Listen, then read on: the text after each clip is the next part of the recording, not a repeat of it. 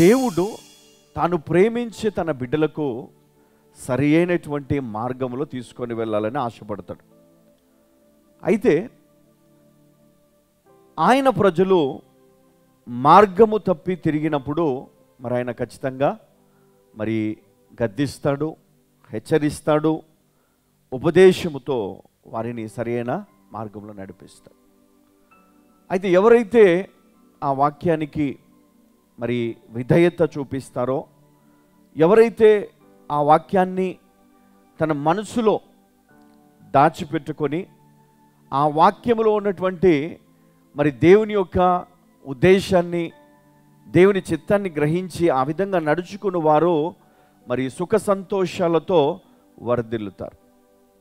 సుఖ సంతోషాలు అంటే వారి జీవితంలో ఏ కొదవ అనేది ఉండదంట. వారి జీవితంలో ఎప్పుడు కూడా సమృద్ధి, సమాధానం, సంతోషం. మరి వీటిని దేవుడు ఆయన కృప ద్వారా తన బిడ్డలకు అనుగ్రహిస్తూ ఉంటాడు.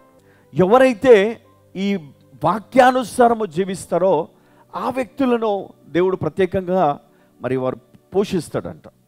ఎలా? వాక్యము ద్వారా, మరి ఆయన ఆత్మ ద్వారా ఆయన నడిపిస్తూ వారి లైఫ్లో ఆయన ఇచ్చిన వాగ్దానాలన్నీ నెరవేరుస్తూ వస్తాడు. అయితే ఈరోజు మన జీవితంలో దేవుడు మనకిచ్చే వాగ్దానమును నెరవేర్చుకోవడానికి కావలసినటువంటి అభిషేకాన్ని దేవుడు ఈరోజు మనకు బోధించాలనుకుంటున్నాడు.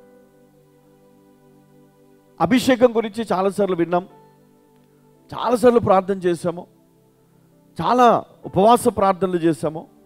అయితే ఈరోజు మన వాక్యంలోనికి వెళ్తే మరి ముందుగా ఒక వ్యక్తిని మనం జ్ఞాపకం చేసుకుందాం. ఈ వ్యక్తి పేరు యోబు.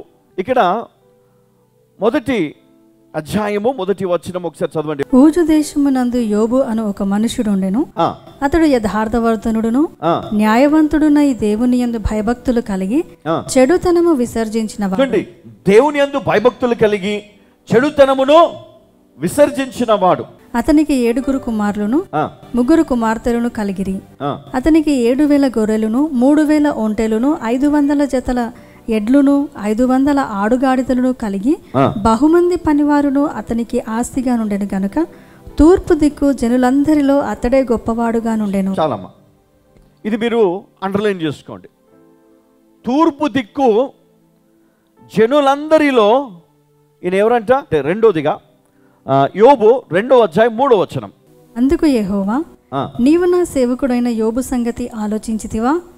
అతడు యథార్థవర్తనుడును న్యాయవంతుడునై దేవుని యందు భయభక్తులు కలిగి చెడుతనము విసర్జించినవాడు. చెడుతనము విసర్జించినవాడు. భూమి మీద అతని వంటి వాడెవడునూ లేడు. భూమి మీద అతని వంటి వాడు ఎవడునో లేడు. నిష్కారణముగా అతనిని పాడు చేయుటకు నీవు నన్ను ప్రేరేపించినను అతడు ఇంకను తన యథార్థతను వదలక నిలకడగానున్నాడనగా. ఇంకను తన యథార్థతను వదలక ఎట్లా ఉన్నాడంట? నిలకడగా ఉన్నాడంట, మండివాడిగా ఉన్నాడంట, యథార్థత వదలక. అయితే ఇక్కడ మనం 2 విషయాలు మనం గమనిస్తా ఉన్నాం. ఒకటి, దట్ మ్యాన్ వాజ్ బ్లేమ్లెస్. మరి ఆయన జీవితంలో యథార్థవంతునిగా ఉన్నాడు. అతని పైన ఏమి నేరాలు కానీ అతనిలో లోపాలు కానీ మరి ఏం కనపడటం లేదు. ఎందుకంటే ఆయన దేవునికి భయపడువాడని, దుష్టునికి దూరముగా ఉన్నవాడని మనం తెలుసుకున్నాం కదా. ఈ 2 విషయాలు మీకు అర్థమైనాయి. వాక్యములో ఉన్నట్టుగా అతడు యథార్థవంతుడు, నీతిమంతుడు, మరి అతడు దేవునికి భయపడువాడని మరి సాతానికి తెలుసు. అందుకే సాతానుడు అతన్ని ముట్టలేదు. ఇంతవరకు బాగుంది. అతనికి చాలా ఆస్తి ఉంది కదా. ఎంత ఆస్తి ఉందంట అమ్మా? 1వ అధ్యాయంలో మళ్ళొకసారి. అతనికి 7,000 గొర్రెలను 3,000 ఒంటెలను 3,000 ఒంటెలు 500 జతల ఎడ్లును 500 జతల ఎడ్లును 500 ఆడుగాడిదలను కలిగి బహుమంది పనివారును అతనికి ఆస్తిగా నుండెను. అతనికి ఆస్తిగా ఉన్న అంటే ఇంకా చాలా రిచ్ కదా, చాలా రిచ్ అంటే చాలా రిచ్. మరి ఈయన ఎందుకు ఇంత గొప్పగా ఆశీర్వదించబడ్డాడు? ఎందుకు నీతిమంతుడయ్యాడు? ఎందుకు యెహోవా దేవుడు సాతాను ఎదుట ఆయన గురించి సాక్ష్యమిచ్చుచున్నాడు? ఎందుకంటే ఆయన దేవునికి భయపడువాడని. ఈ సృష్టి అంతా కూడా ఎట్లా డిజైన్ చేయబడిందంటే దేవుని మాటకు లోబడి ఈ సృష్టిలో ఉన్న ప్రతిదీ, గాలి కావచ్చు, నీరు కావచ్చు, సూర్యుడు కావచ్చు, చంద్రుడు కావచ్చు, మరి ఈ లోకంలో చెట్లు కావచ్చు, ప్రాణులు, ప్రతిదీ దేవునికి లోబడాలి. ప్రతిదీ దేవునికి లోబడాలి. ఎందుకంటే దేవుని మాట విని ఆ విధంగా ఈ లోకంలో మనం చూస్తాం. ప్రతిదీ దేవునికి లోబడి. అందుకే ఇక్కడ చూస్తే ఈ వ్యక్తి కూడా దేవునికి లోబడిన వాడుగా, దేవుని యందు భయభక్తులు కలిగిన వాడిగా ఉన్నప్పుడు మరి అతడు ఎలా ఉన్నాడు?